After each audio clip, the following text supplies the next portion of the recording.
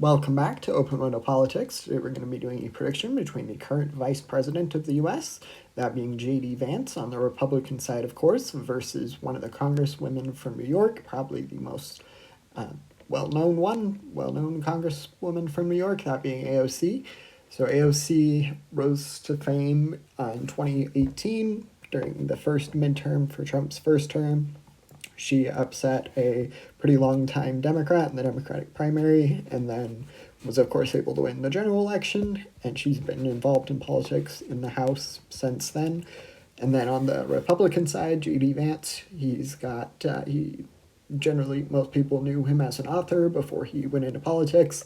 He then became a senator from the state of Ohio and was later picked as Trump's running mate in 2024. And then, of course, Trump and Vance won in 2024. So he is now vice president. So we'll be doing a prediction between these two candidates. So you can see there are a couple of small changes. I put the states of New Hampshire and Minnesota into the tilt margin, even though they would normally be in the lean, just because I think AOC would possibly alienate some more moderate voters. That would really be crucial to winning even the Democratic-leaning states, but for now we're going to keep them in the Democratic Party's column, just with a tilt instead of lean margin.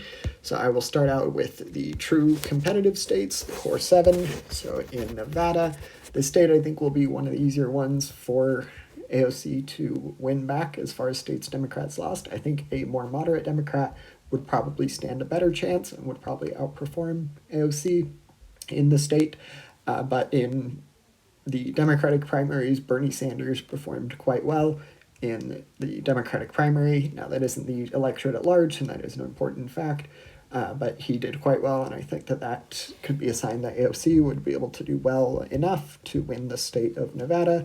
The national environment is certainly favoring Democrats at the moment, so like I said before, I think it would be further in the Democratic Party's territory if it were a moderate Democrat, but for now it's still going to be in the tilt for AOC. And then the state of Arizona, less confident in putting this in AOC's column. I'm going to put that into J.D. Vance's column. This state, I think J.D. Vance would prove to be pretty good contender, especially against AOC when it comes to Arizona. The state has preferred to vote for slightly more moderate, less scandal-ridden candidates. Kari Lake, for example, has lost election after election in the state, and then Trump lost the state of Arizona in 2020. Of course, in 2024, he gained it back into the Republican Party's column. It actually went to a lean margin, and I don't think it would quite be lean, just with the national environment favoring Democrats pretty consistently at the moment, but I will put it as tilt in the Arizona in J.D. Vance's column. Then we'll go to the other half of the Sun Belt.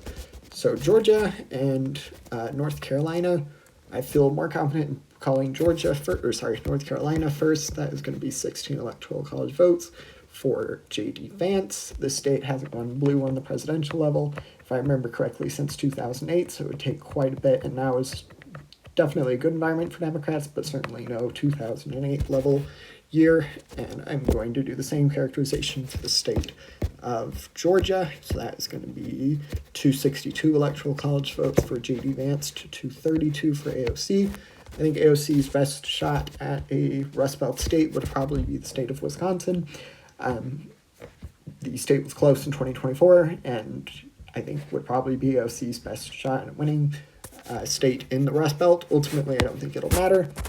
I would call Pennsylvania. I think this state is probably the most likely to end up in J.D. Vance's column, and that is advantageous, as it is the electoral college swing state with the most votes. So that is going to bring J.D. Vance over the 270 finish line, bringing him to 281.